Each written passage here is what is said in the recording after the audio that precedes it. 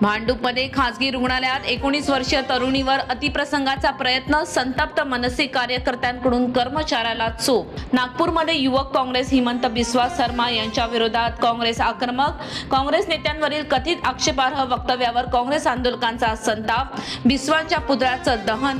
बिस्वा यांनी माफी मागावी, आंदोलकांची मागणी. नाशिक खासगी कंपनी अत्याचार प्रकरणातील अनेक दिवसांपासून फरार असलेल्या एचआरला पोलिसांनी ठोकल्या बेड्या.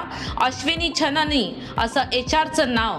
कंपनीतील इतर 7 ते 8 लोकांनाही चौकशीसाठी बोलावल्याची सूत्रांची माहिती.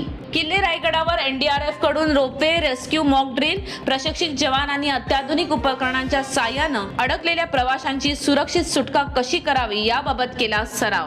कोल्हापुरात घराच्या रिनोव्हेशनचं काम सुरू असताना अचानक स्लॅब कोसळल्यानं 2 कामगार किरकोळ जखमी. दोन्ही कामगारांना अग्निशमन दलानं 15 मिनिटात सुखरूप काढलं बाहेर. मुंबईतल्या बसमधील वातानुकूलित यंत्रणेत बिघाड. भर उन्हाळ्यात एसी बस बंद झाल्याने प्रवाशांकडून संताप व्यक्त.